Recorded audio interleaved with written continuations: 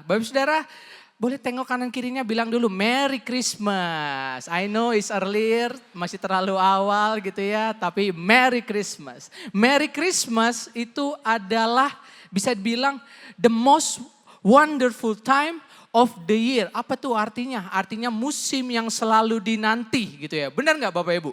Siapa di sini yang bahkan di bulan November udah keluarin pohon Natal dari gudangnya? Wow, dari bulan November udah belanja ya kan, udah belanja hiasan-hiasan ya. It's the most wonderful time of the year. Jadi kita mau mastiin, kita mau rumah kita bagus di hari Natal. Bener ya ibu-ibu? Tapi apakah itu aja arti Natal? Apakah Natal hanya berupa perayaan Bapak Ibu Saudara? Suatu waktu saya lagi scroll Instagram dan saya ketemu gambar ini di feed. Gambar yang di sebelah kanan. The season and the reason gitu ya. Jadi sayangnya kita hanya fokus di hari Natal itu difokus di sisi sebelah kanan. Kita fokus hanya the season, kita sibuk merayakan sampai kita lupa bahwa perayaan Natal itu memiliki dua sisi, yaitu yang di sebelah kiri, the reason. Kita lupa bahwa alasan sesungguhnya kita merayakan Natal adalah kita bersyukur kita punya Tuhan yang rela menjadi manusia, menjadi juru selamat kita. Ada amin? Ada amin? Kemudian ternyata selain dua hal ini Bapak Ibu Saudara, ternyata ada yang ketiga gitu ya. Dan itulah juga kenapa kami dari GCC Kids dan juga dari tim production memutuskan untuk memilih kisah Yunus. Karena ternyata kisah Yunus dan kisah kelahiran dari Tuhan Yesus itu punya kesamaan, kita belajar gitu ya. Yang pertama, nggak ada musim yang kebetulan baik di Yunus maupun juga di kisah Maria. Kemudian yang kedua, Tuhan itu selalu punya alasan dalam setiap musim Yunus, setiap musim Maria, semua punya alasan. Tuhan itu punya alasan kenapa mereka semua mengalami musim tersebut. Kemudian yang ketiga, yang saya dapatkan ternyata ada yang namanya keputusan atau the decision. Mungkin video berikut ini bisa menjelaskan lebih lagi apa sih maksudnya the decision atau keputusan itu Bapak Saudara. Makanya keputusan menjadi penting Bapak Saudara. Ada musim, ada alasan juga gitu ya. Tapi kalau keputusannya tidak tepat, hasilnya juga tidak tepat. Amin Bapak Saudara. So kalau buat Bapak Saudara yang suka mencatat, judul sharing saya hari ini saya namakan season, reason, dan decision. Musim apa yang saat ini sedang kita hadapi? Alasan apa sehingga Tuhan izinkan musim itu terjadi dalam hidup kita? Dan decision, bagaimana kita menyikapi, kita mengambil sikap hati untuk menjalani musim-musim tersebut. Saudara mau belajar, amin? Kita langsung loncat ke poin pertama, season. Musim kita, your season. God knows where you are. Sesungguhnya Tuhan sudah tahu apa yang sedang saat ini saudara alami, musim apa yang saudara alami. Kita belajar dari kisah Yunus. Yunus 1 ayat 1 sampai 2. Datanglah firman Tuhan kepada Yunus bin Amitai, demikianlah. Bangunlah, pergilah ke kota Niniwe, kota yang besar itu, berserulah terhadap mereka karena kejahatannya telah sampai kepadaku. Dari ayat ini, Bapak Saudara, kita langsung dapat dua perspektif atau dua musim yang saat itu pribadi ini sedang dapatkan, baik dari sisi Yunus maupun juga dari penduduk kota Niniwe.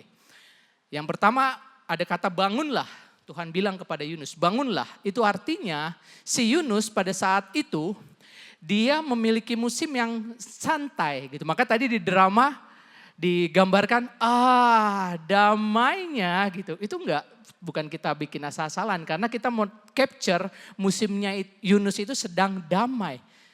Sedang baik-baik aja gitu ya. Sampai tiba-tiba suara koklemen bukan. Suara Tuhan hadir Bapak Ibu Saudara. Kemudian perspektif yang kedua dari sisi Niniwe. Dari kata karena kejahatannya Niniwe. Di situ kita tahu bahwa ternyata saat itu kota Niniwe sedang berbuat dosa, sedang berbuat salah. Sehingga saking parahnya Tuhan harus mengutus seorang nabi untuk pergi ke sana mengingatkan mereka Bapak Ibu Saudara. Jadi sebenarnya kalau dua ini padankan, digabungkan gitu ya, sebenarnya sah-sah aja gitu ya. Makanya tadi di depan saya bilang bahwa nggak ada yang kebetulan bagi Tuhan gitu ya. Emang Tuhan sudah rancangkan setiap musim yang terjadi dalam hidup kita, itu Tuhan sudah rancangkan benar-benar gitu ya. Bagaimana dengan Maria?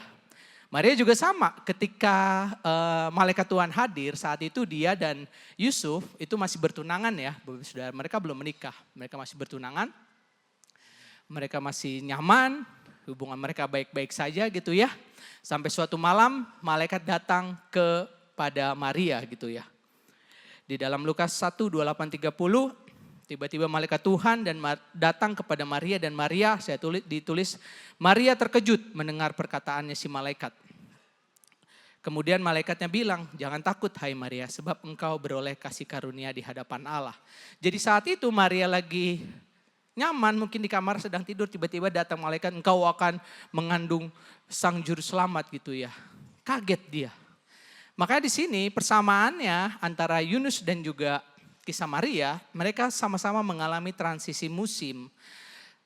Perubahan musim dari situasi nyaman menuju kesulitan atau badai.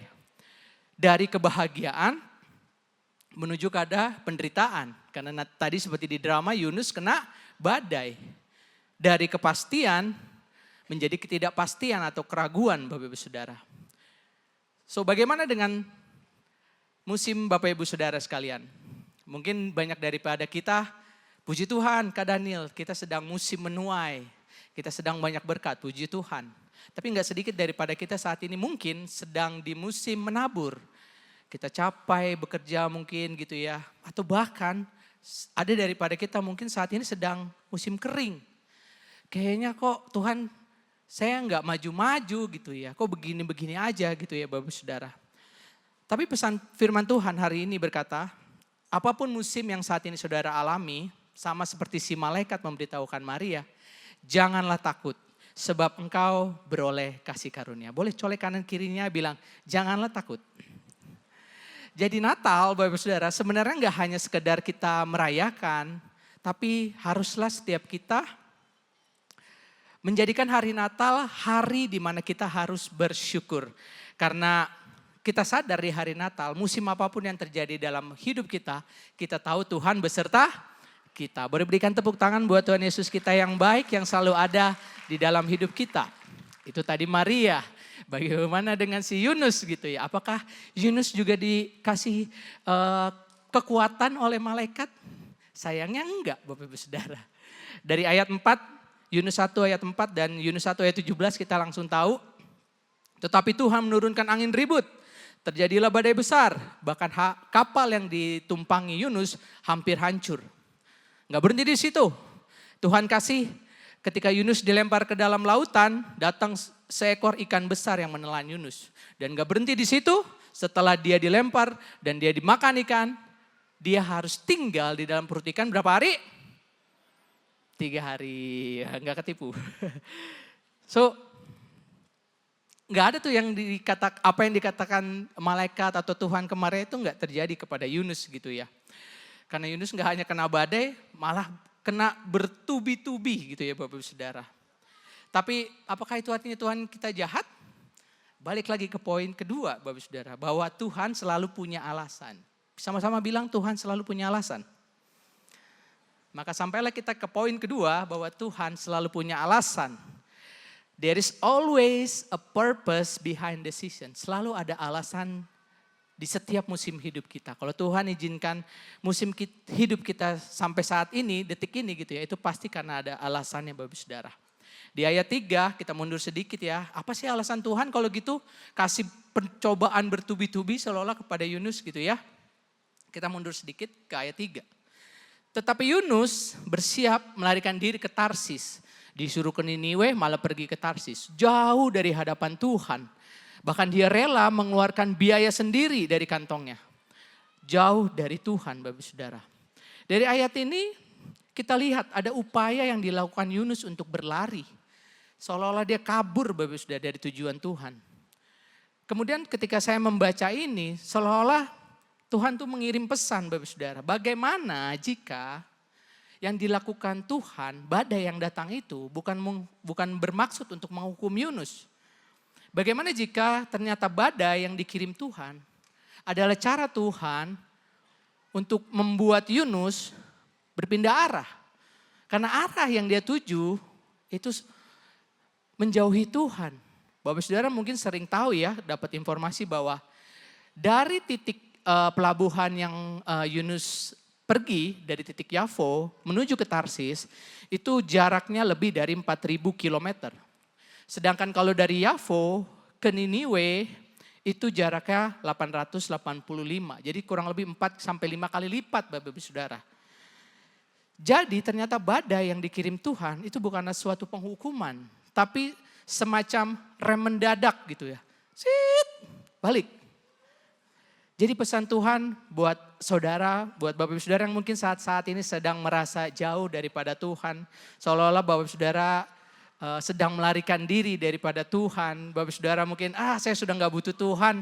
Saya sudah punya banyak uang, saya sudah berkuasa, saya sudah punya jabatan di kantor, saya sudah punya keluarga juga lengkap, saya udah gak butuh Tuhan gitu ya. Sebelum Tuhan kirimin badai, stop Bapak Ibu Saudara. Amin. Sama-sama bilang stop. Jangan sampai Tuhan kirimin juga ikan dalam hidup Bapak Ibu Saudara dan menelan Bapak Ibu Saudara. Katakan stop sama-sama.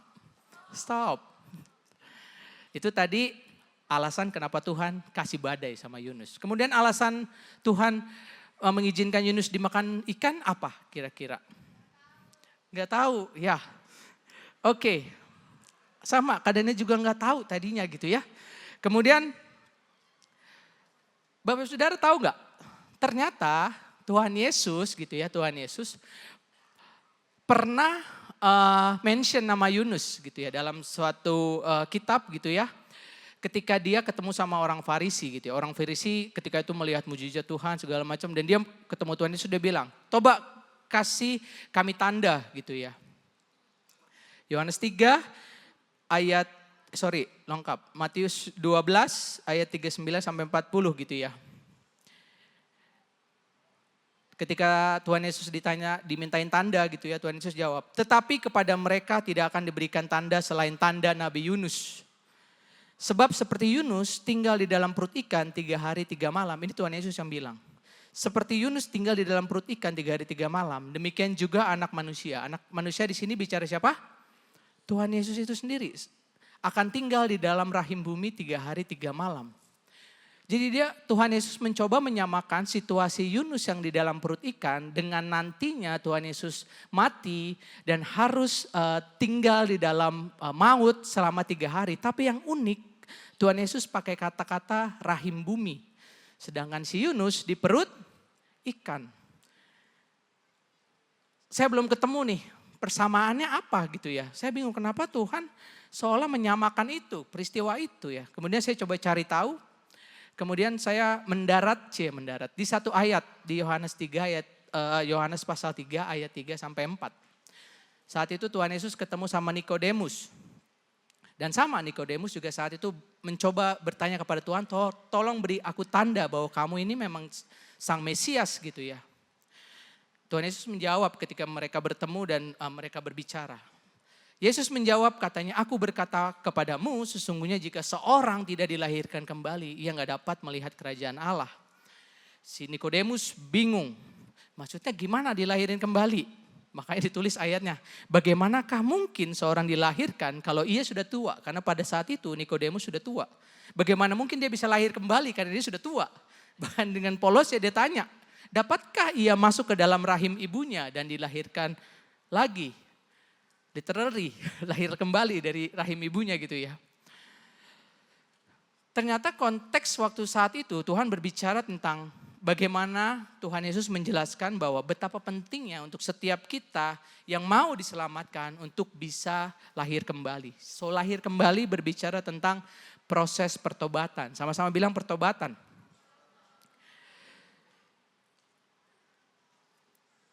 Kemudian saya masih bingung, apa dong berarti hubungannya itu apa?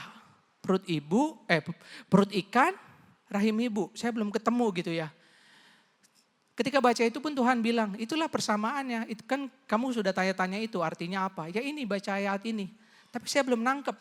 Sampai satu titik, ya udah saya coba ngerem dulu. Oke, tahan napas dulu. Coba saya cari pelan-pelan. Saya mulai dengan Kan Yunus dimakan ikan. Oke, berarti saya cari tahu dulu nih. Ikan jenis apa yang memakan Yunus? Ada yang tahu nggak? Paus, good job. Ada yang mencoba jawab ikan yang lain? Yang pasti bukan ikan Nemo, kekecilan ikan Nemo ya. Kemudian kita langsung baca aja. Kita langsung baca ke ayat Yunus 1 ayat 17. Maka sepenentuan Tuhan datanglah seekor ikan besar. Nah di sini Bapak Ibu Saudara, ikan besar menggunakan kata bahasa Ibrani dak, sama-sama bilang dak. Artinya a fish as prolific. Prolific itu artinya aktif. Jadi ikan yang aktif ya, jangan-jangan ikan lele gitu ya. Tapi yang unik Bapak Saudara, kalau Bapak Saudara baca di ayat selanjutnya di pasal 2 ayat 1, berdoalah Yunus kepada Tuhan Allahnya dari dalam perut ikan itu. Sama-sama ikan bahasa Indonesianya. Tapi kalau dari bahasa Ibraninya sekarang diganti katanya. Tadinya dak, sekarang daga. Sama-sama bilang daga. Daga yang bikin saya terkejut artinya adalah bentuk yang feminim dari kata sebelumnya. Which is H709. Jadi bentuk feminimnya Bapak Ibu Saudara. Yang unik lagi ketika saya lanjutkan membaca sampai ketika si Yunus dimuntahkan, sama-sama kata ikan kepada ikan itu. Nah sekarang balik lagi menjadi dak. Kemudian saya langsung bingung, jangan-jangan Yunus di dalam perut ikan dilepehin, dimakan, dimuntahin, dimakan. Atau jangan-jangan pada dasarnya yang menelan Yunus adalah ikan betina. Sama-sama bilang ikan betina. Ketika saya nangkap ikan betina, maka semuanya jadi lebih make sense. Antara perut ikan, rahim bumi, perut ikan, rahim bumi. Kalau ikannya betina berarti dia punya, jangan-jangan punya rahim. Loh, berarti sama, bukankah setiap kita kalau dengar kisah Yunus suka bingung ya, kok bisa seorang manusia tinggal di dalam perut ikan 3 hari? Ada yang mau coba trial? Tinggal di dalam perut ikan paus 3 hari. Saya sih gak mau gitu ya. Kenapa bisa hidup gitu ya. Saya jadi ngerasa kalau kisah Yunus itu gak lebih dari kisah dongeng. Ternyata setelah saya baca ayat ini, saya jadi sadar. Bahwa ketika Tuhan mengizinkan Yunus di dalam perut ikan, atau saat ini kalau kita tahu jadi di rahim ikan gitu ya. Perut ikan berbicara tentang bukan penjara, bukan hukuman. Tapi berbicara tentang tempat untuk diproses. Apalagi ibu-ibu ya, kalau sedang mengandung maka anak kita bukan hanya diproses tapi juga dipelihara. Ada nutrisi yang dimakan oleh ibu dan diberikan kepada anaknya di dalam rahim. So jangan-jangan ketika Yunus dikasih Tuhan dimakan gitu ya dan tinggal di dalam rahimnya. Jangan-jangan Tuhan bukan mau menghukum tapi mau mempersiapkan Yunus menjadi pribadi yang lebih baik lagi. Memproses Yunus menjadi nabi yang lebih siap lagi Bapak Ibu Saudara. Jangan-jangan kalau Tuhan izinin Bapak Ibu Saudara saat ini di musim yang sedang kering, jangan-jangan Tuhan sedang memproses Bapak Ibu Saudara untuk menjadi yang lebih baik lagi. Jangan-jangan kalau saat ini saudara sedang mengalami musim yang tidak kunjung sembuh-sembuh, jangan-jangan nanti suatu hari ketika Bapak Ibu Saudara sembuh, Bapak Ibu Saudara bisa memberikan kesaksian untuk banyak orang. Ada amin? Boleh berikan tepuk tangan buat Tuhan Yesus kita. Saya sampai ke poin terakhir. Yang penting sekarang adalah apa keputusan kita. Kalau si Maria, dia mengambil sikap, jadilah padaku sesuai dengan kehendakmu. Dan Yunus pun juga mengambil sikap ketika dia tahu dia salah. Oke Tuhan aku salah. Ya udah buang aja aku ke dasar laut. Karena badai ini terjadi toh juga karena aku. Kemudian apa keputusan kita Bapak Saudara di Natal ini? Mungkin terdengar klise kalau setiap Natal kita identik dengan pertobatan gitu ya Bapak Saudara. Mungkin Bapak Saudara sedikit bosen gitu ya. Tapi hari ini Tuhan masih mengundang Bapak Saudara untuk hadir. Untuk sama-sama kita introspeksi diri. Apakah kita sudah lari menjauh dari Tuhan? Apa respon kita? Maukah di Natal ini kita kembali menjadi hamba yang taat sama seperti Maria? Maukah di Natal ini kita sadar akan kesalahan kita seperti Yunus, kemudian kita berhenti dari apapun yang dosa yang sedang kita lakukan dan kita berbalik kepada Tuhan. Saudara mungkin juga bertanya ya, kira-kira apa sih yang menyebabkan Yunus itu gak mau mengikuti panggilan Tuhan? Ada yang sempat bingung, kenapa sih Yunus? Kan dia emang nabi, emang tugasnya kan menyampaikan pesan firman Tuhan. Kenapa dia menolak, Bapak Saudara? Ada yang tahu? Saya juga tadinya gak tahu. Kemudian saya baca di Yunus 4 ayat 2. Dan berdoalah ia, jadi saat itu singkat kata Niniwe diselamatkan, Niniwe bertobat dan Tuhan menyelamatkan Niniwe, gak jadi di bumi hanguskan gitu ya. Masuklah ke ayat ini. Dan berdoalah ia kepada Tuhan, katanya, ya Tuhan, bukankah telah kukatakan itu ketika aku masih di negeriku? Itulah sebabnya aku gak mau dan aku melarikan diri ke Tarsis.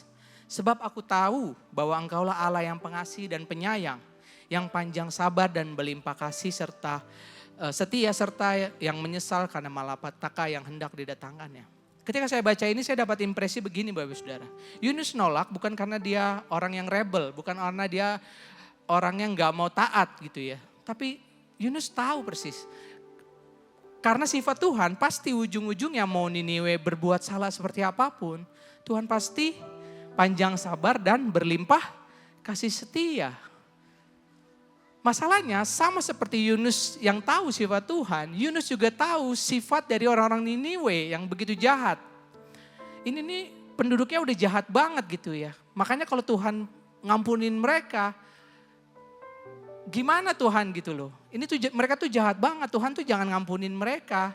Tapi sekali lagi, Tuhan yang kita sembah adalah Tuhan yang pengasih, penyayang, panjang sabar dan berlimpah kasih. Kemudian saya baca lagi, ini lebih luar biasa Bapak Ibu Saudara.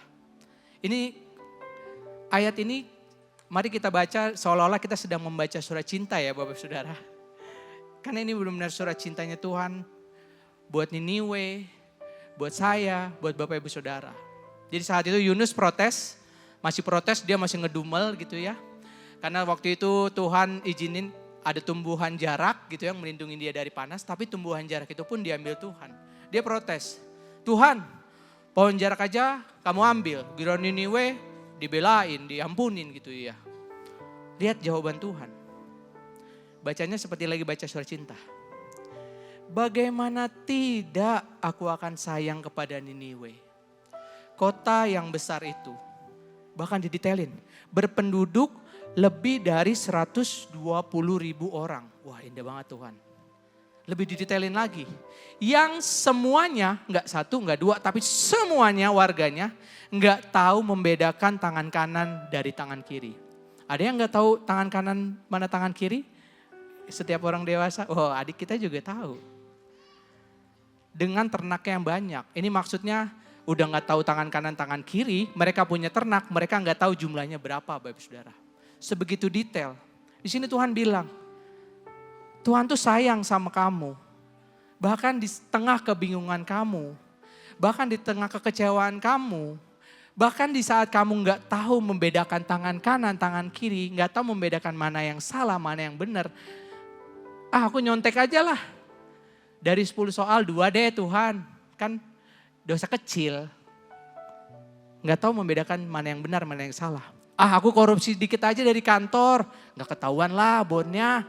Masa sih kantor ngitungin cuma 100.000, 200.000. Gak bisa membedakan tangan kanan dan tangan kiri. Tapi bahkan ketika kita melakukan itu Bapak Saudara. Tuhan tetap sayang. Bagaimana tidak aku akan sayang. Wow luar biasa Bapak Saudara. So pesan Natal hari ini cukup singkat Bapak Saudara. Ada pesan cinta, ada surat cinta yang ingin Tuhan sampaikan kepada kita semua.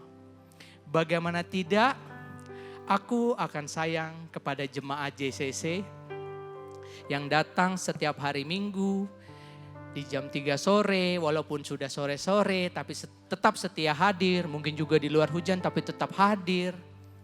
Yang meskipun Tuhan gak jawab doanya, belum jawab doanya tapi tetap setia hadir. Bagaimana tidak aku akan sayang kepada jemaat JCC yang setiap minggu tetap mengangkat tangan, bernyanyi meninggikan namanya Tuhan.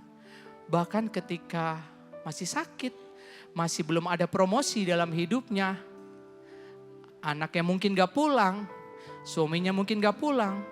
Bagaimana tidak aku akan sayang kepada umatku jemaat JCC yang setiap tahun merayakan Natal, bersyukur atas kelahiran Tuhan menjadi juru selamat hidupnya.